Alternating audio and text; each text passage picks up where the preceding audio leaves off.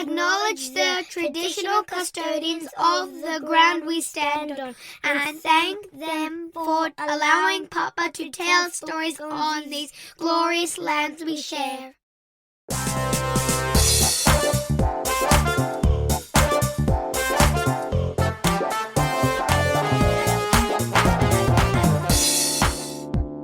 My guest on this episode of Three Food Memories is an accountant turned comedian and actor come heart attack survivor.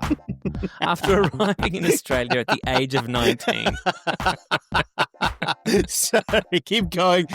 I'll come in, don't worry. After arriving in Australia at the age of 19 to pursue an accounting career and make his parents proud, an open mic night transformed his life. His natural stage presence and sharp wit quickly overshadowed a life of number crunching, proving that getting fired as an accountant was the best thing that ever happened to Aussie comedy. Dilruk Jayasinha, I welcome you and your unmistakable warm smile to Three Food Memories.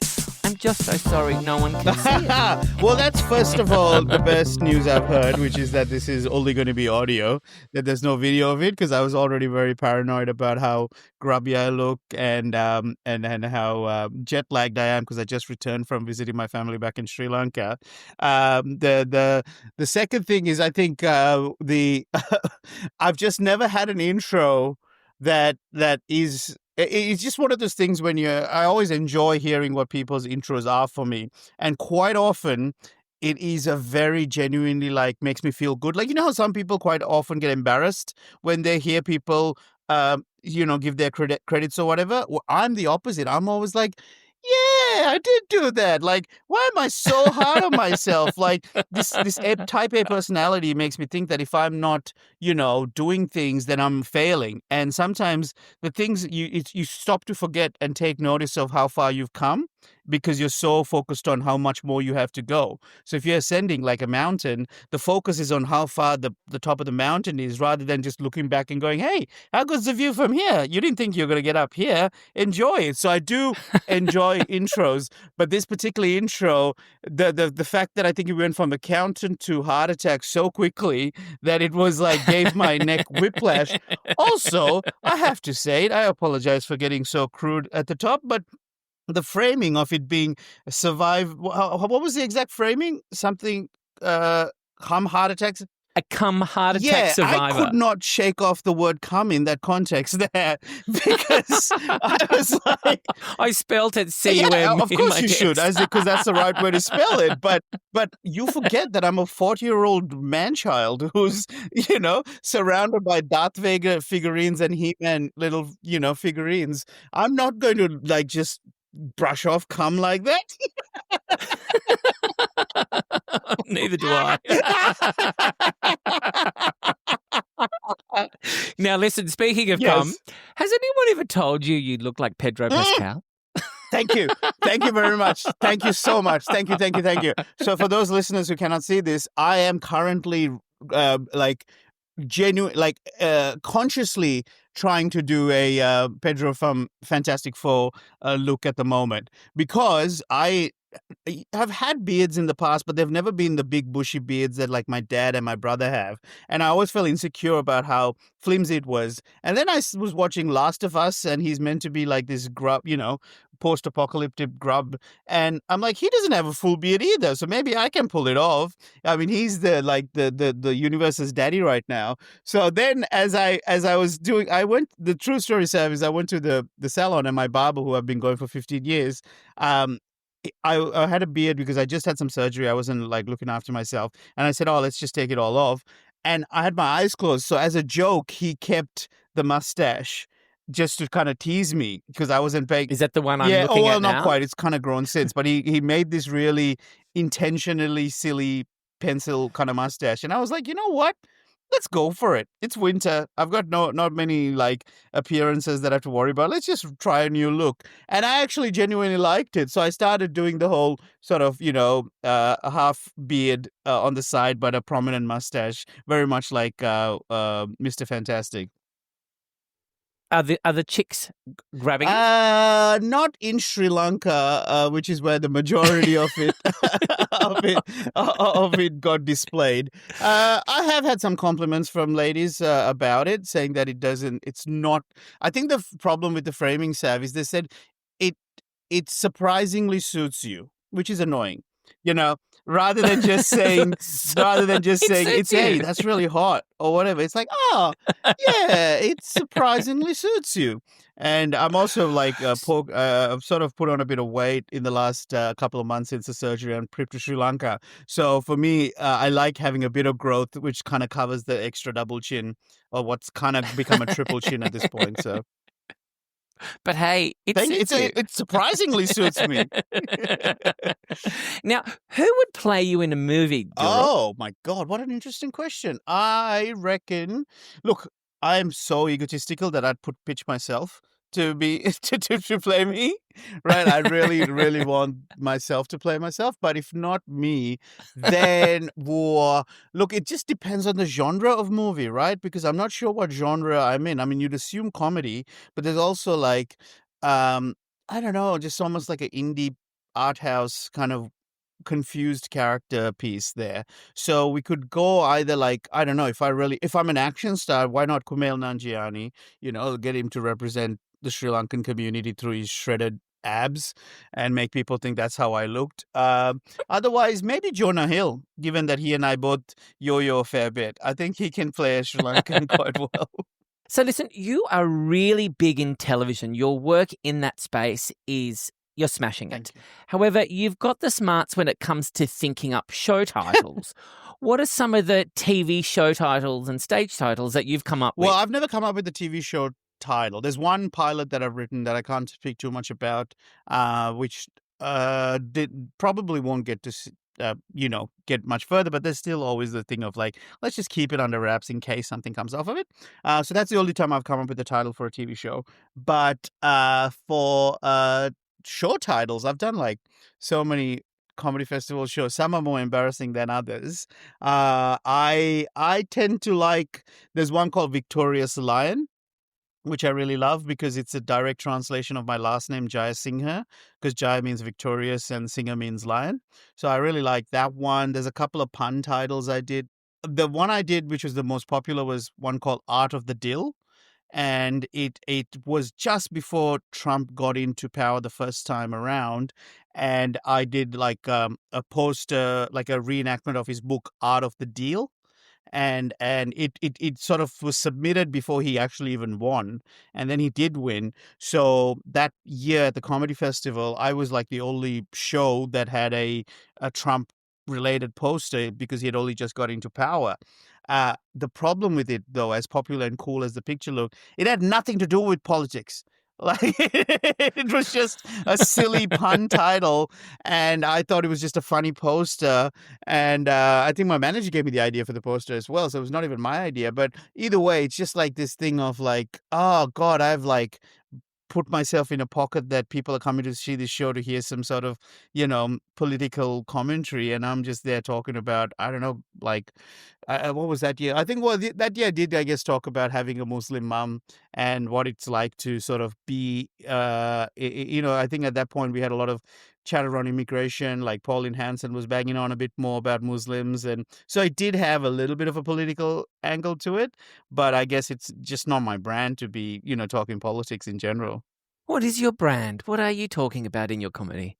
I've realized that my favorite topic is me, and I have basically taken what is quite an annoying trait at a dinner party, which is wanting to be the center of attention, and I've just monetized it and just got people to now pay me for my flaws.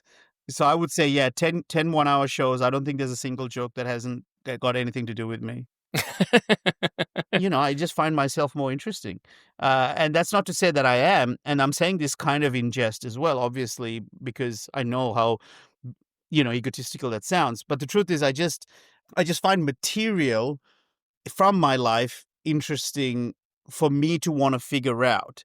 And I think in general, an audience will get on board with anything that the artist is is excited to share. I always think of it in terms of food. Like, you want to eat food from a chef who really enjoys what they've made. Like, if they've prepared something and they think it's delicious, it's so much more compelling to want to try that. But if someone handed you a dish and said, "Hey, can you eat this? Because I mean, I hate it, but if you don't eat it, my identity as a chef is invalidated. So please just eat it for me and make me feel good," is very different to those chefs who are like, "Oh my God, you got to try this. Like, oh my, this is one of the most delicious omelets I've ever made," or whatever it is. It's so much more interesting. So I just think that I think you got to put out comedy or art or anything that you yourself enjoy consuming. And for whatever broken reason, I love hearing about myself. Well, let's get caught in the loop of your food memories and make them the Okay. center of our Lovely. attention. Starting with I do like this one. Mm. Sri Lankan McDonald's. You were officially one of the first 10 customers ever in Sri Lanka to have tried McDonald's in the new Colombo store in 1998. Yeah, so the first time McDonald's came to Sri Lanka was 1998. I want to say second half of the year, August vibes. It might be actually the anniversary right now. And I had never had McDonald's before. I had seen it on in so many TV shows and films.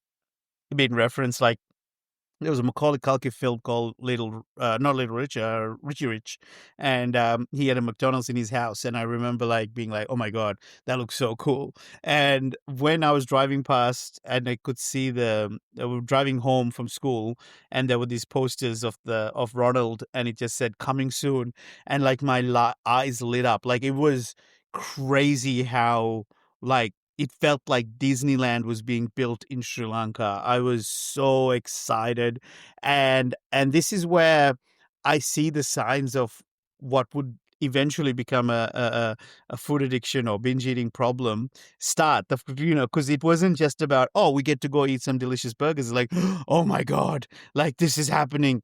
And I remember there was a night where they had the night before the official opening, they must have had like VIPs or whatever. And so there were some people in the window eating. So when I say officially the first 10, it doesn't, I don't count those because they were the special invites. Like, as customers, I was one of the first 10, you know what I mean? So I remember seeing that, and I was telling Mom, I was like, "Mom, I think they're open. We gotta go. And like Mom had to like calm me down. So I should give context. 1998, I would have been 13 years old. So it's not like I'm like a 7-8-year-old brat either. But I'm also not not even close to being an adult. I'm not yet. I'm 40 now, and I'm slowly starting to be an adult. And I remember like losing my mind and asking Mom, "Can we stop?" and this and that. And like she had to like calm me down, saying, hey, it's just burgers, just relax, there's nothing, and like she got, I guess, terrified about how much this like monster came out of me that wanted to try it.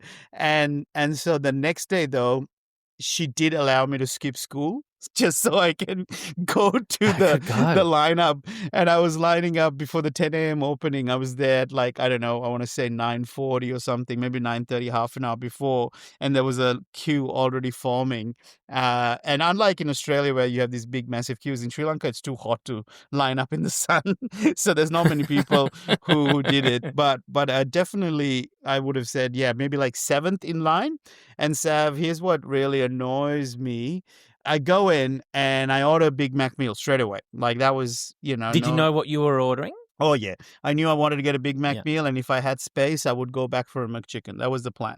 I was a 13-year-old on a mission. We have teenagers like Greta Thunberg, like trying to save the world at her age, whereas I was like, no, I know how to execute a McDonald's plan perfectly.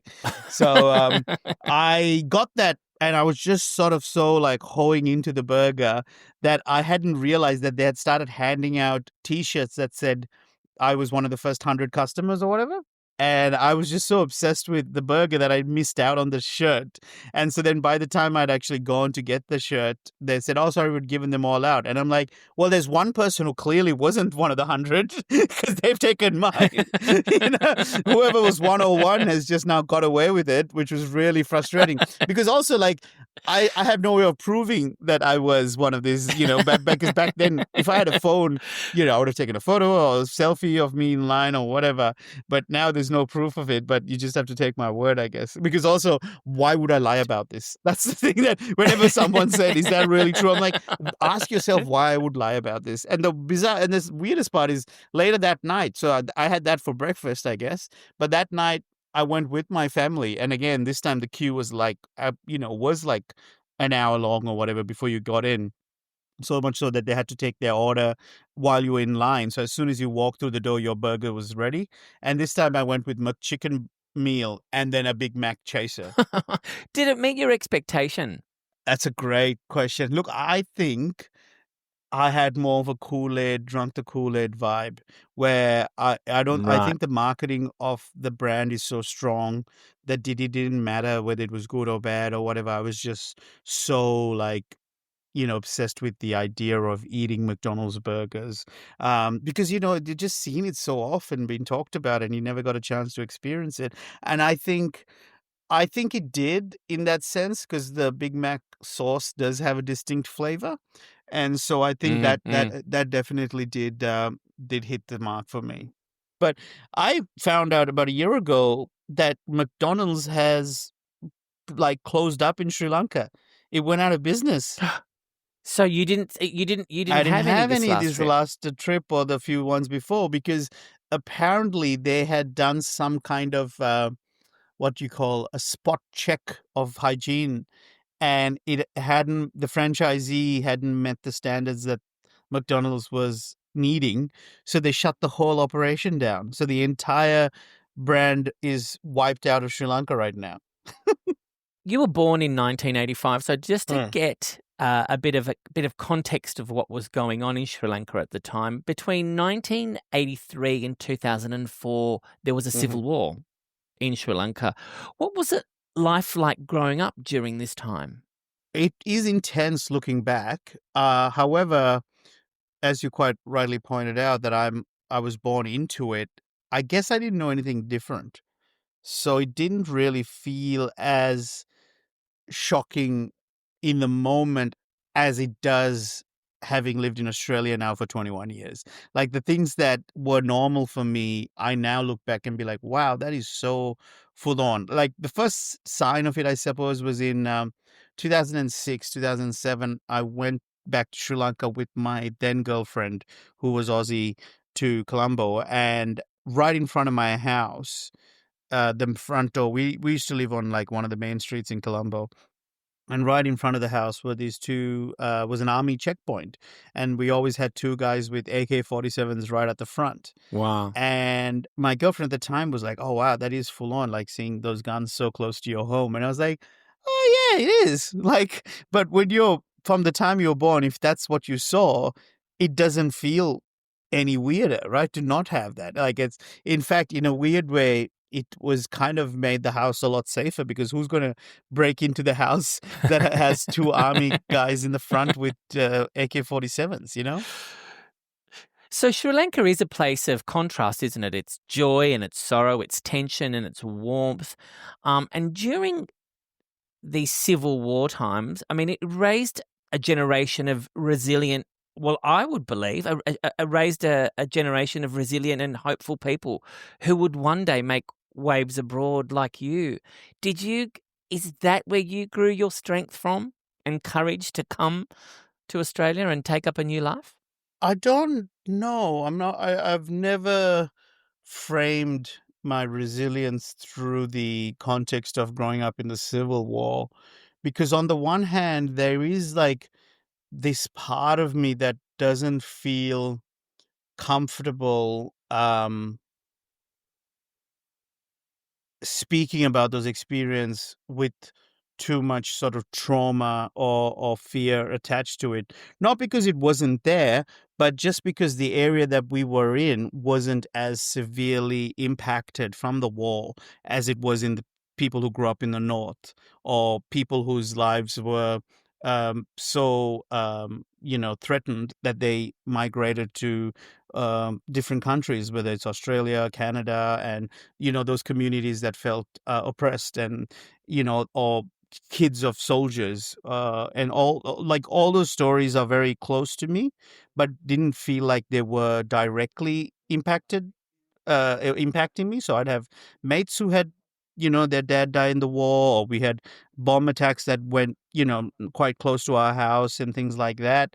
But we always were, I think my dad's cousin died during a bomb attack, and we had like school shut down for 6 months because, there was fears of danger um, to the schools.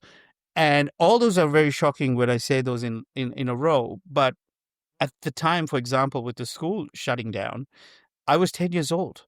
It meant that I had 6 months of being able to wake up and watch Baywatch and Entertainment Tonight. So But this but life went on. this is why I feel hesitant to frame my upbringing through that as some kind of story of resilience, because it didn't feel like I had to work through those fears because, maybe because of the privileges of being able to not really think about it as much as, say, someone who was in the north or had family who was killed during it. I'm not sure if I'm articulating what I'm trying to say, which basically it means like maybe you're right. Maybe there must be a sense of learning to That's the feeling I'm getting, because if I liken your Mm. growing up to, say, someone your age born at the same time in Australia, where we have not seen a war on shore. We've never been exposed to that yet. We see you, and it's like the resilience, the strength, and the hope, because life does go on, doesn't it? It just cannot stop because of a conflict. Right. Maybe what it is then is about what then will affect you as an adult might start to change. Like, it's not to say that okay, let me use another example. A friend of mine who is from Ethiopia and came to Australia as a refugee, who grew up on the streets in Ethiopia, and things like very hard childhood. And he's talked about how he, like, if someone says a racial comment to him, it's upsetting, but it's hardly anything that as bad as what he had gone through as a child. Do you know what I mean? So that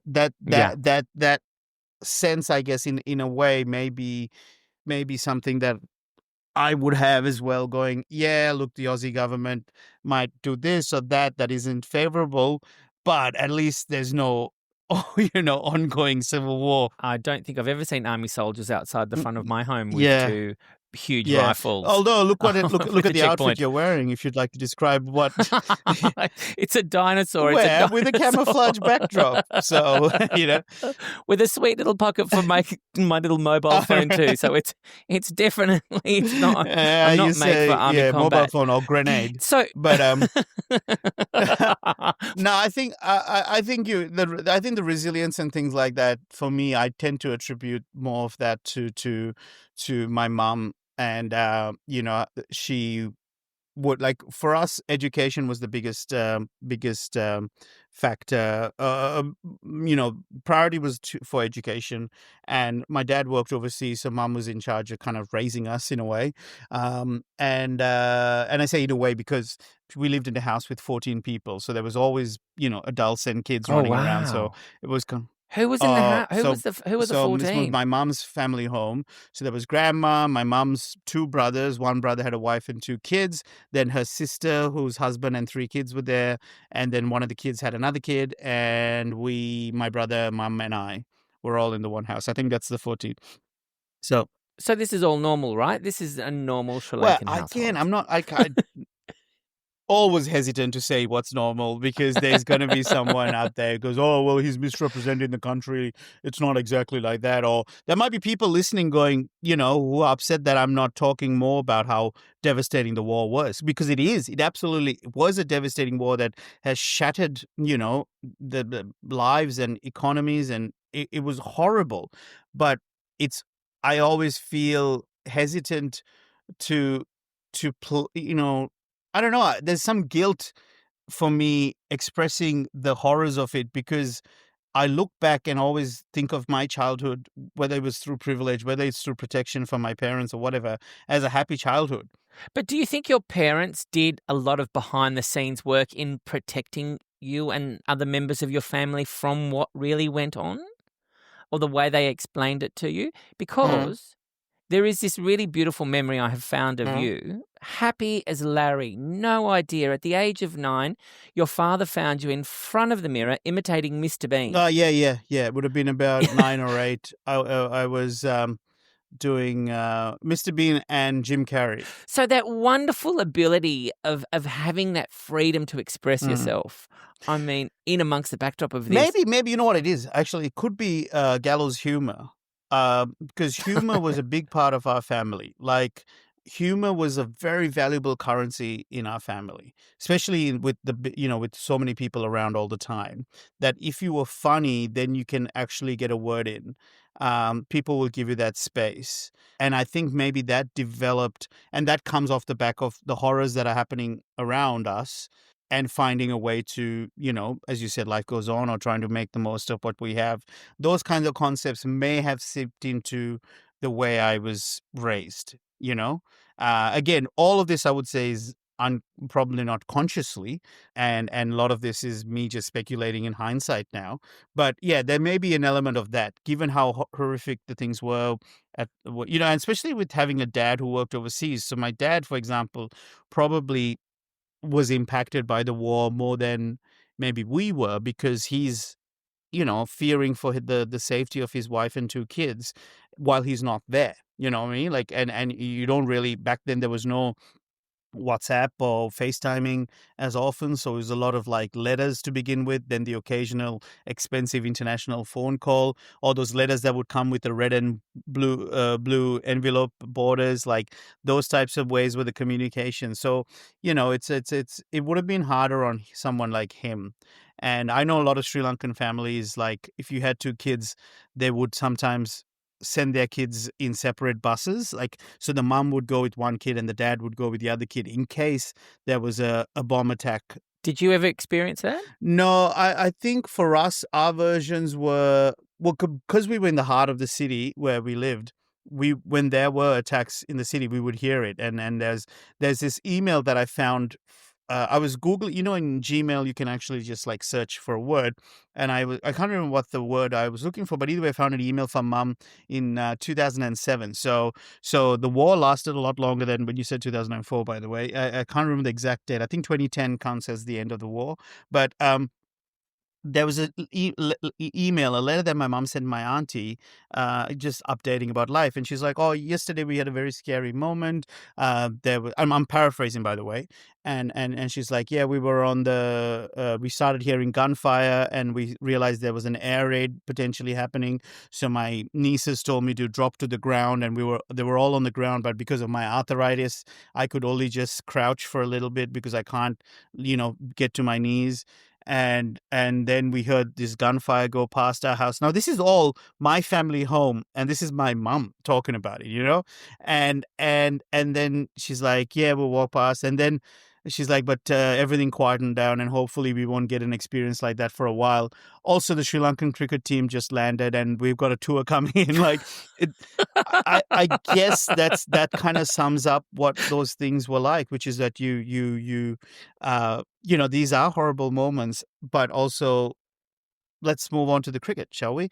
I read that email, and I'm talking like 4 months ago when I stumbled on it, and I was horrified reading it back, because I think at the time, A, I couldn't remember the incident.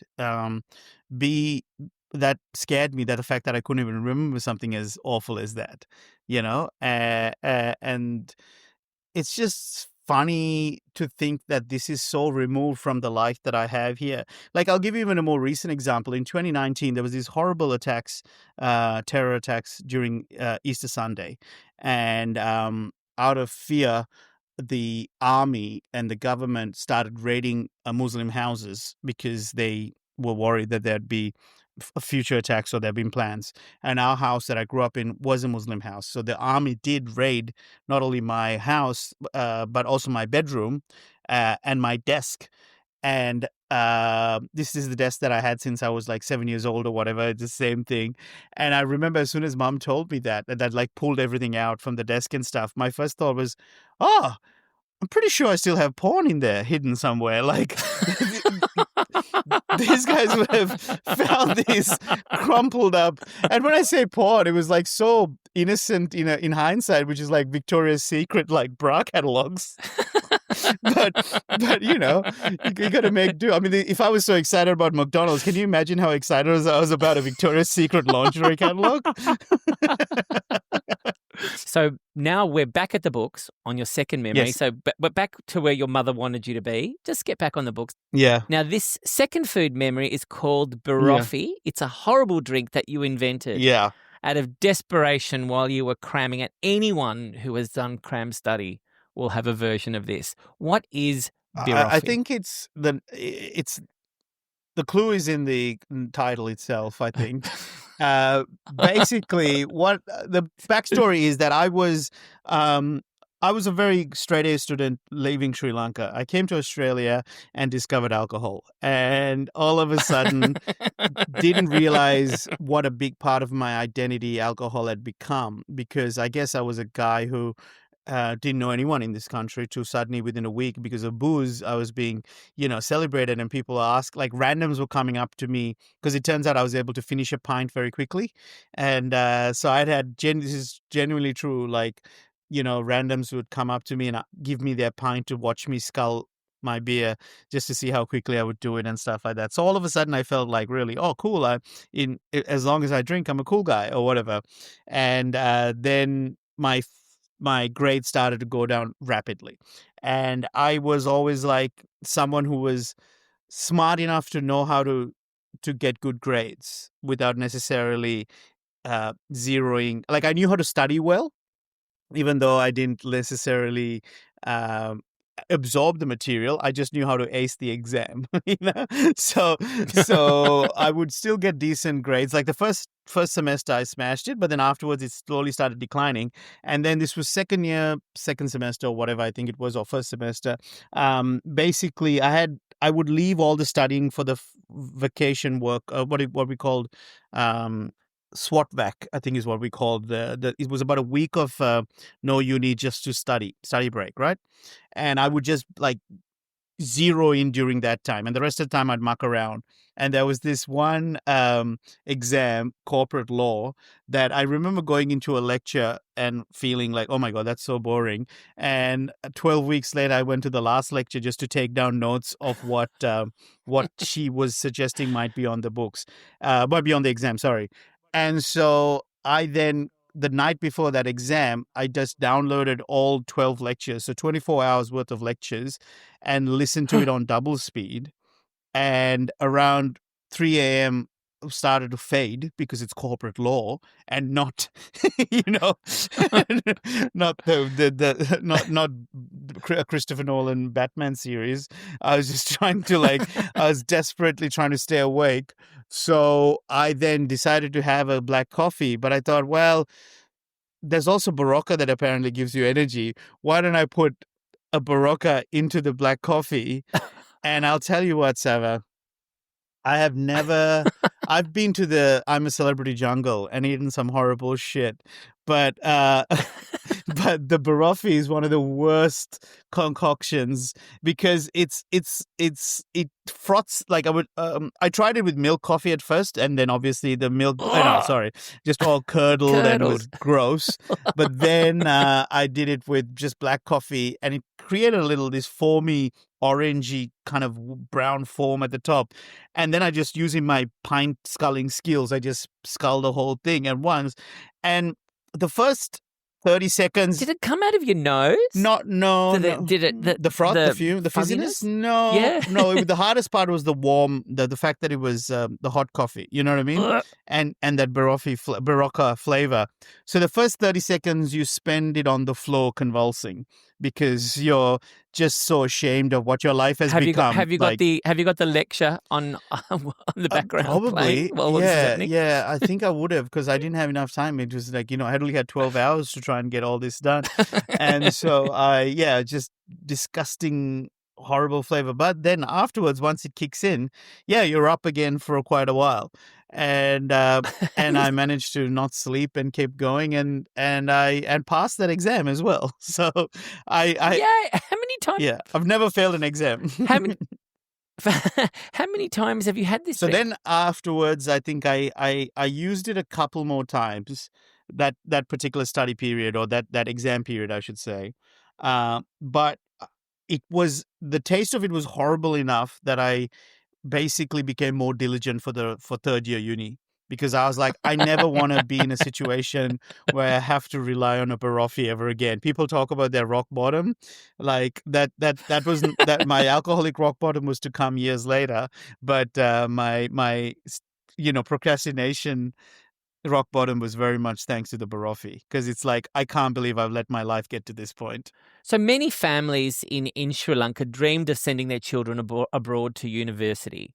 So you have you have made your parents proud. You've come to Australia. You've studied at uni. You've landed a job in one of the big four accounting firms. All was going well until it didn't. What happened? Basically, I don't know if it was going well. It just looked like it was going well on paper. But once I started working at the big four accounting firm KPMG, I think it's quite public now. I've said it too many times for it to not be relevant. I used to not tell the company because I thought maybe it's not fair, and I was like, nah, it's KPMG, and it was just that. Long story short, they fired me.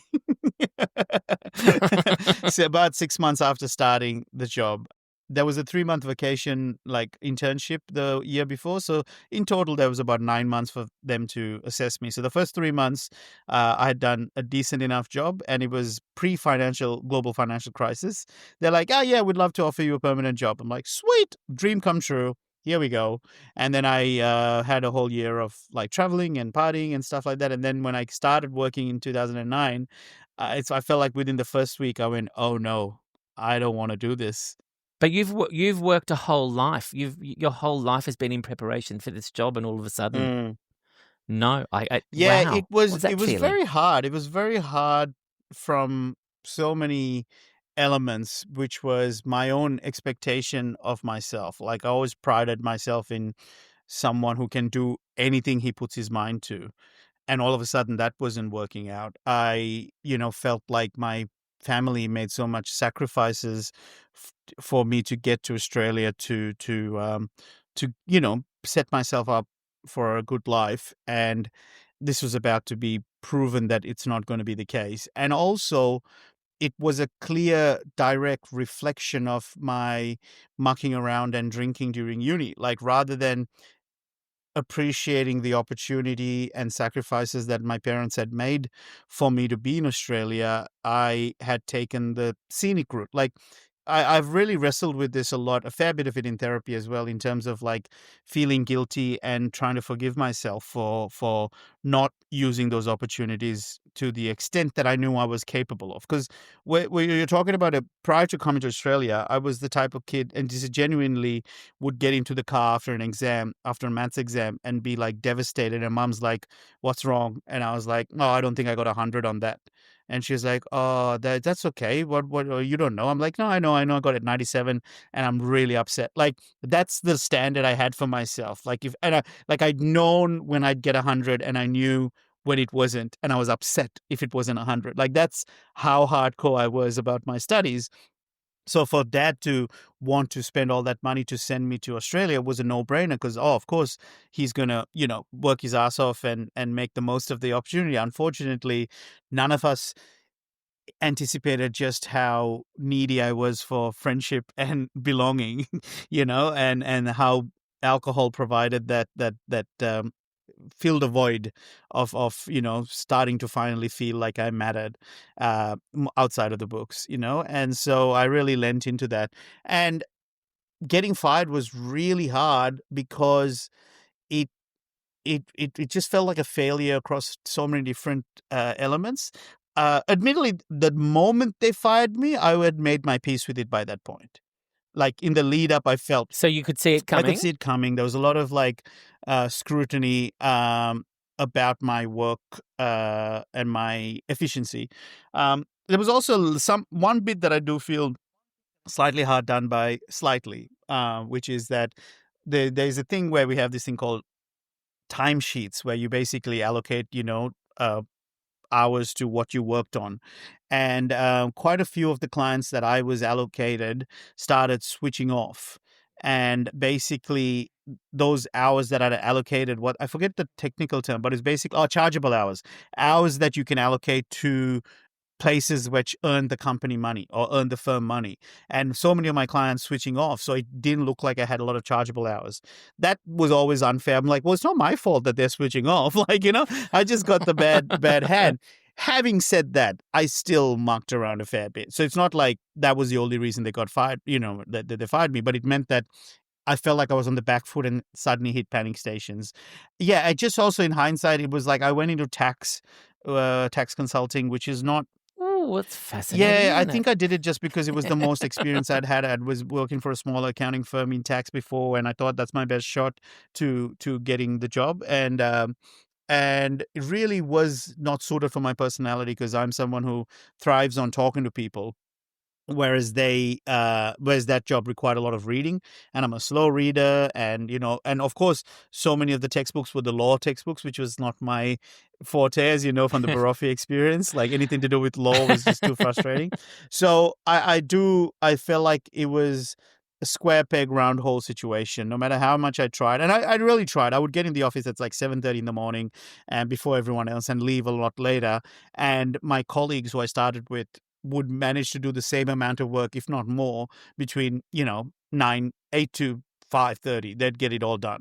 So all the signs were pointing you in the direction of the open mic. Kind of. I mean, that open not at mic. the time. Look, I remember the big turning point was I used to call my brother, who's like my best friend and like confidant, and he was living in Europe at the time. So every morning I'd walk to the office, I'd call him because it was just winding down for him, and he'd almost like just try to cheer me up because I'd feel so depressed going into the office. And he said, hey, remember that like whatever you're going through right now with this company, with this firm, if in the book of your life, it's barely going to be a chapter. It might be just a couple of paragraphs because you still have time to fill that book with more interesting stuff.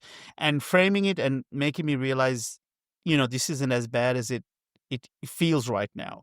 Because that's what it feels like. Your whole world is crumbling before you because you've put so much of your self-esteem into this idea of being an accountant or earning a living.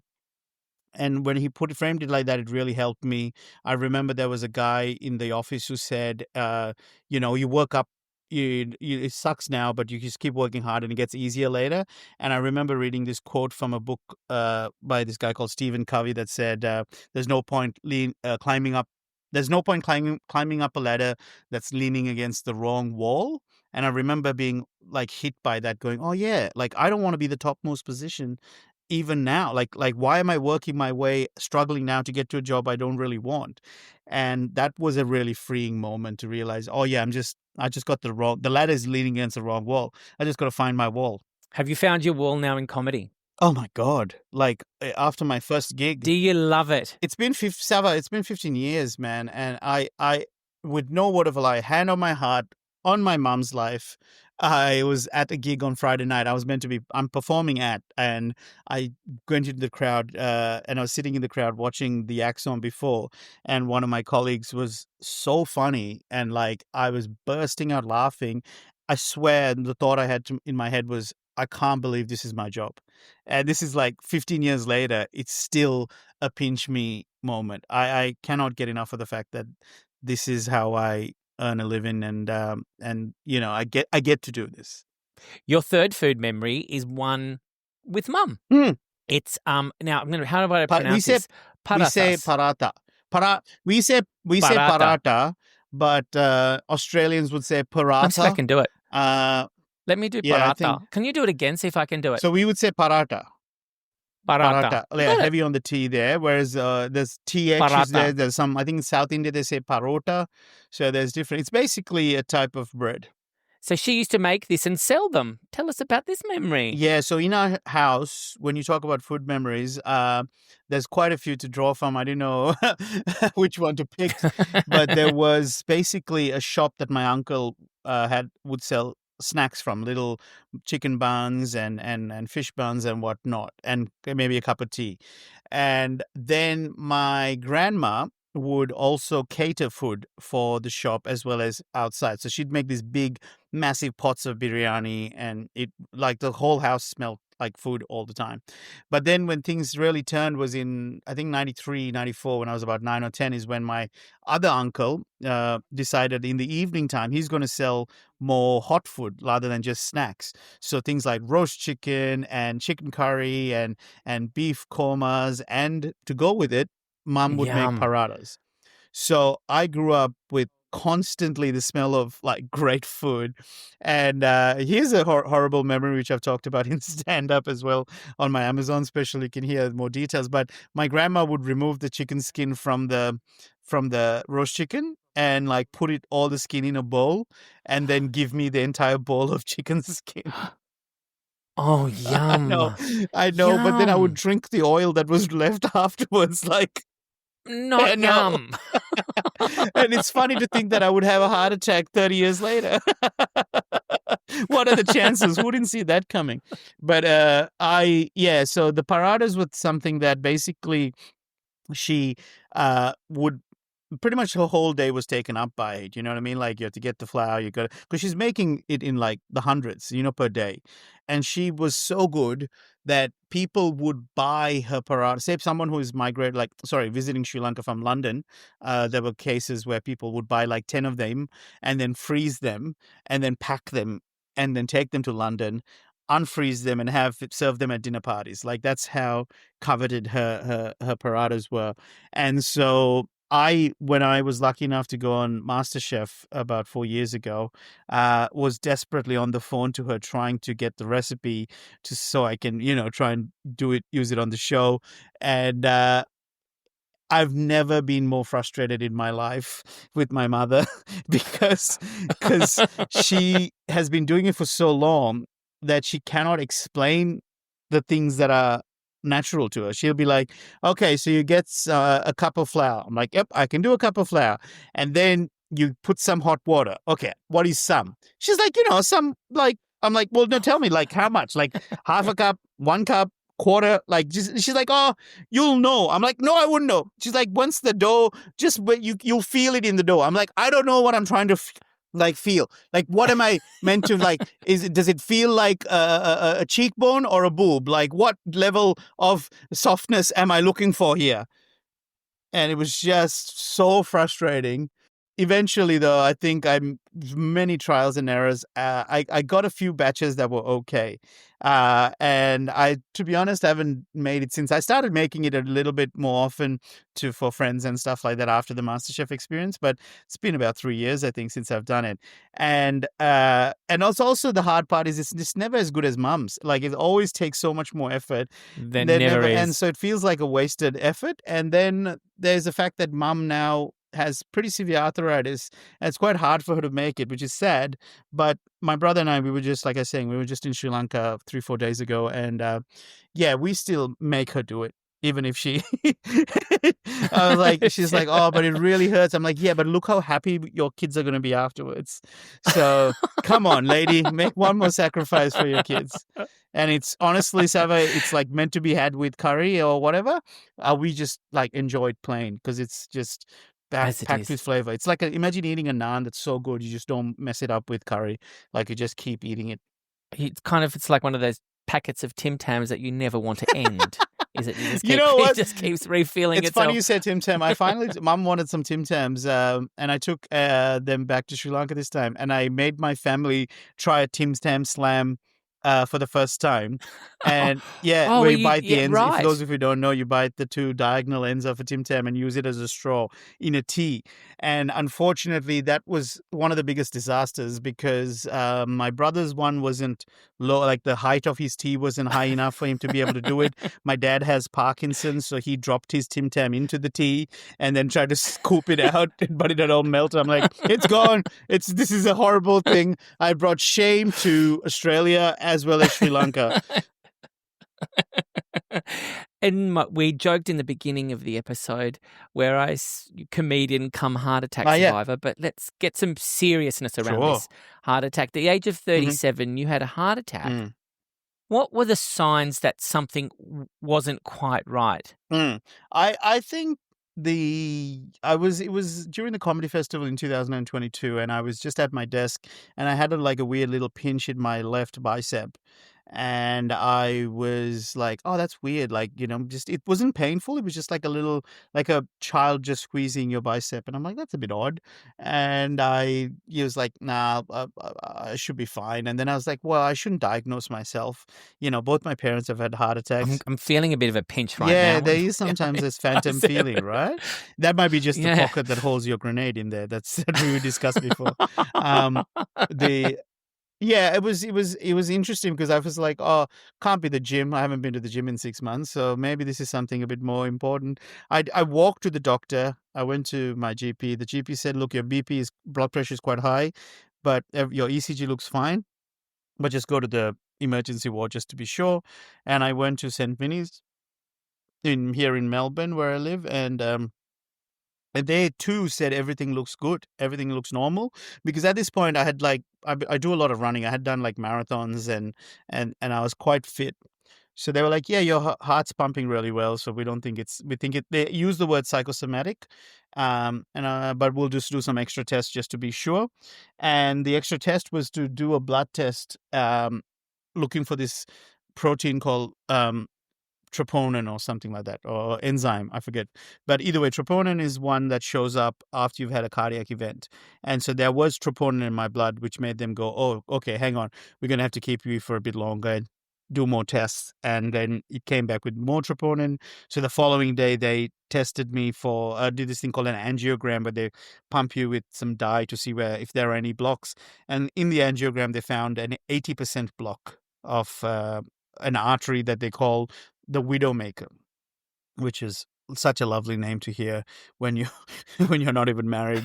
And so that was quite terrifying, I guess, because the symptoms were so low. That's the part that I always get shaken up by, is that majority of people would have scoffed it off and just waited for it to pass, not knowing that there is a block happening. In fact, the first preliminary tests pointed towards me being fine, because if you think of the heart as having, muscles or electrical or plumbing issues, mine was very much a plumbing issue. There was a block, but because the muscles around the heart were so strong from doing the marathons and whatnot, it kept pumping through the blocks, and that meant that it didn't fatigue because it was able to push through. But so in a weird way, exercise did save my life in that moment. However, exercise also masked the problem. And so where do you go with it? Yes. To be honest, this happened 3 years ago, and I think I have over the last 3 years been really struggling to not feel like I want to give up. And so with the idea of my relationship with food changing, I think initially maybe I felt like it would change my relationship with food, because would make me think that, I need to be more conscious of what I put into my body, and how it would impact my health would be more serious. However, and I know that, however, in terms of it actually being executed to that level, has not happened to the extent that I wanted it to. It should have been a scary enough experience where I am uber conscious of the cholesterol that's going into my diet. And maybe in the past I would have thought that's would have changed. But I think almost the opposite has happened, which is it's made me struggle to care with, even though I know this is wrong, by the way, I know this is not the correct approach. It's genuinely frustrating to think that I, lost a ton of weight, like 35 kilos. I ran marathons. I quit drinking. I did all these health things and then had a heart attack. So it's a real challenge for me to not feel like, what's the point, So I feel like my relationship with food is now feels more of a bit more antagonistic and a battle, because it's almost like I know certain foods or high cholesterol foods aren't ideal for my weight and my health, but there is this defeatist saboteur in me now that has come off the back of the heart attack. That's like, well, who gives a shit? We do. I know, We do. We want you around. We need more and comedy I from do you. too. I Heart do attack, too. comedian come heart attack survivor. I do too, and I want to stick around, and I love my life, and I want to be more active, and I want to enjoy. Well, the ladder's leaning against the right wall now, so we can't have you go Yeah, anywhere true, else. true, We're true. in the right The place. ladder is about so to we're break we're on from track. the extra kilos that I put on in Sri Lanka. You've chosen Shake It Up Australia as your social cause. It's a foundation that supports Parkinson's research.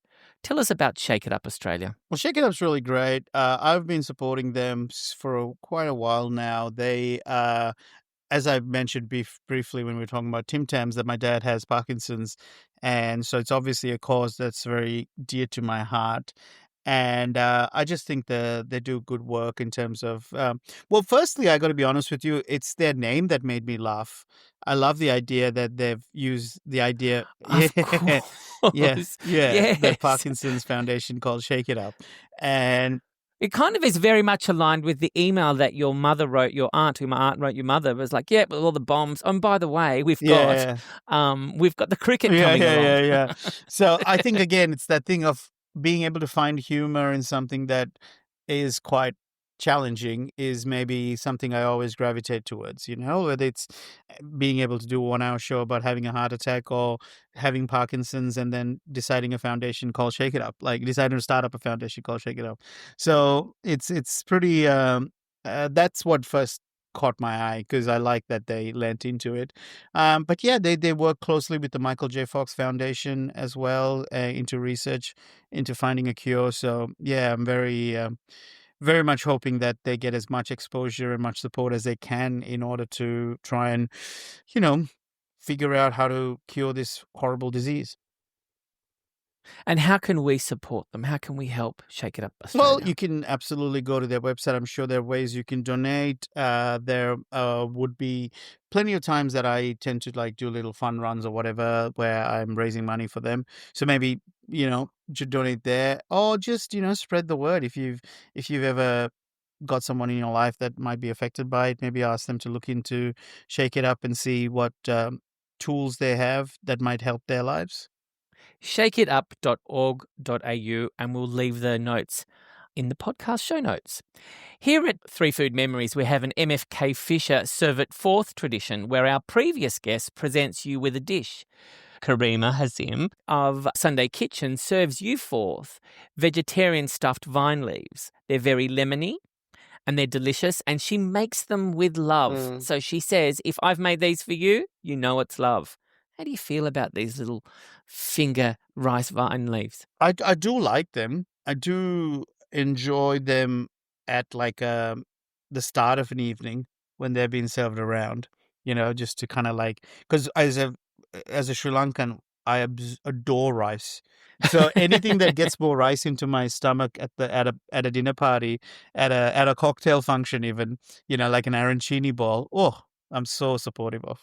What would you like to serve forth to our next guest? Now, what are the parameters? Am I having to be the one who cooks it, or? You don't have to necessarily make it. You could actually get your grandmother to make it. Oh my God, then I'm serving grandma's biryani, without a doubt. Describe grandma's biryani so we can all mouthwater with you. Okay, so why don't I give mum's parathas? We've talked about with the biryani. No. Can we have them it's together? Carb on carb. It seems like intense. I've tried that, by the way. I have once got biryani and put wrapped it in a paratha, thinking it'll be like a burrito, but it's just too. Let's do both. Okay. Let's do biryani and mum's parathas together in doesn't separate work, boxes, but sure. so they get okay. we can share them. Yeah, it's just so, I don't know. It's just carby goodness. One's just aromatic, full of smells and flavors of saffron and smells of cardamom and chili powder, and not so much chili powder in terms of like over powerful, just like all those right amount of spices. That's with the biryani. And then Mum's parathas is crisp, perfectly crisp dough at the top, the bread at the top, but in between are these layers of like almost like pancakey vibes. You're killing me. I'm now as I'm saying it, I'm like, God, why am I not having that right now? Before we go, have you got anything coming up you'd like to share with us? I guess at Dilruk J on Instagram is probably where you should find me and all the things I'm doing. I tend to be active there mainly than any of the other channels. I do have a couple of live shows coming up in Bendigo. I want to say October 3rd or 30th, one of those things. and basically, again, yes, go. And I think I'm in Geelong at some point. I'm really bad at self-promotion. I just hopefully, if people have enjoyed this enough, please, seek me out. We will. Dilruk, thank you so much for being a guest on 3 Food Memories. Thank you, folks. I really, really appreciate it. It's been really lovely and reflective, much like a tarot card.